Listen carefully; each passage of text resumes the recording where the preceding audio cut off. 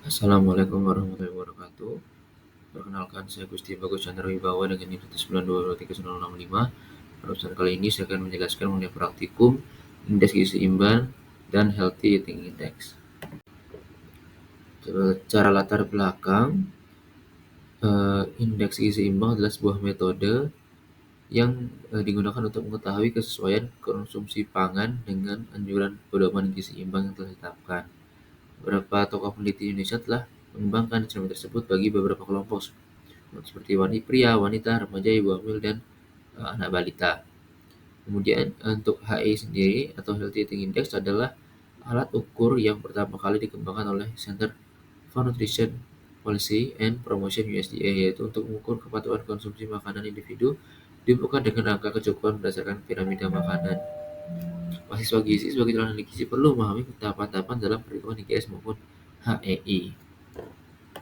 Rumusan masalah yang ingin dipecahkan adalah yang pertama, bagaimana perhitungan kualitas diet responden berdasarkan indeks gizi seimbang, dan bagaimana perhitungan kualitas diet responden berdasarkan Healthy Eating Index. Itu tujuannya adalah mengetahui perhitungan kualitas diet responden berdasarkan IGS dan HEI. Untuk metodologi yang pertama adalah mengetahui total energy expenditure dari responden. Berikut adalah data responden yang data recall 24 jamnya dijadikan bahan untuk perhitungan indeks gizi seimbang dan HEI.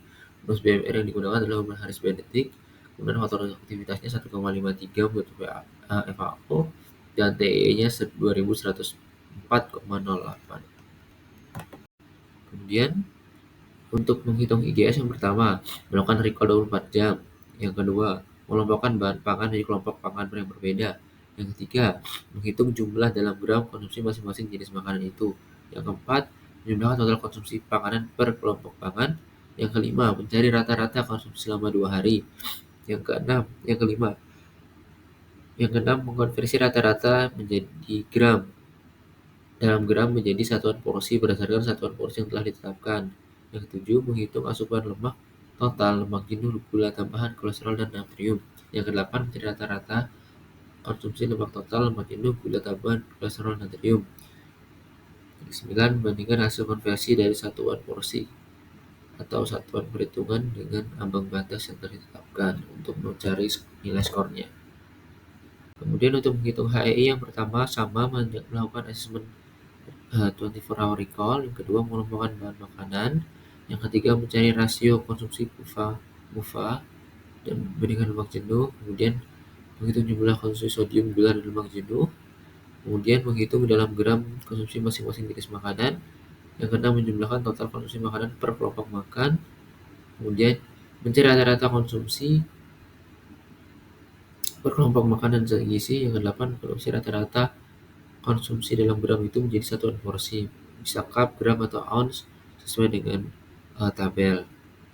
Kemudian menghitung densitas per 1000 kalori dengan rumus berikut. Kemudian untuk kelompok makanan atau zat gizi yang perbandingannya linear antara skor dengan standar maksimal, maka memakai rumus nilai densitas per standar porsi soal minimal dikali skor maksimal untuk mencari skor setiap kelompoknya. Kemudian untuk kelompok yang tidak linear antara skor dengan standar maksimal, maka memakai rumus standar porsi skor maksimal dikali skor maksimal per nilai densitas.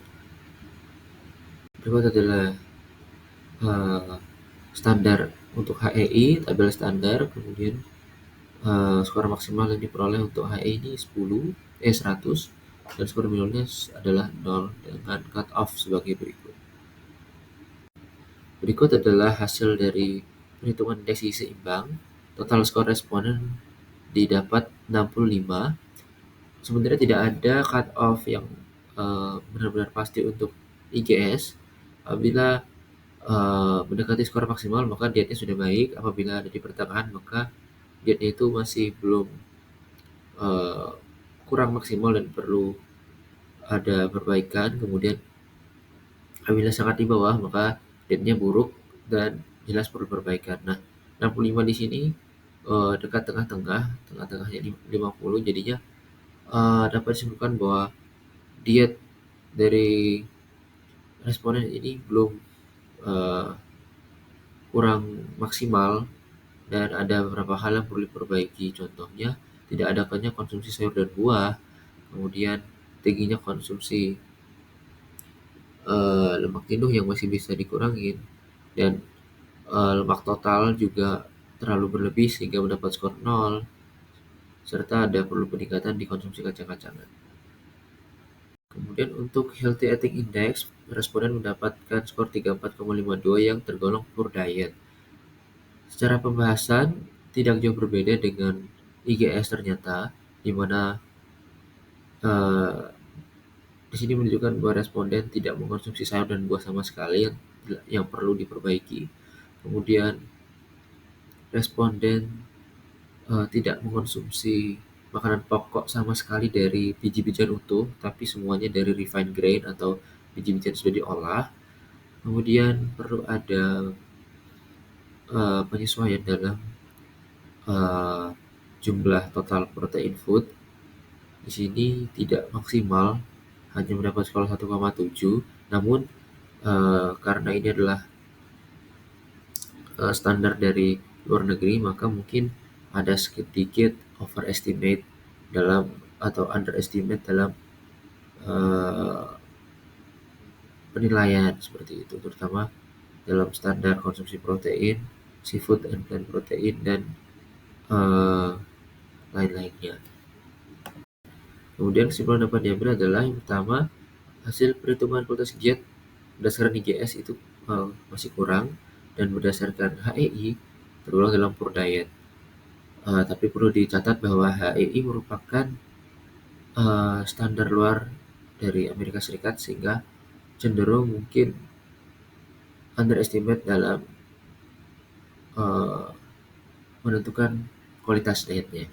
Kemudian untuk saran yang diberikan, responden baiknya mulai membiasakan konsumsi buah dan sayur, meningkatkan asupan protein hewani dan kacang-kacangan, serta mengurangi konsumsi lemak, terutama lemak jenuh, dan mempertahankan konsumsi gula dan garam di batas aman. Sekian yang dapat saya sampaikan. Mohon maaf apabila kesalahan dan kekurangan. Saya tutup. Wassalamualaikum warahmatullahi wabarakatuh. Terima kasih.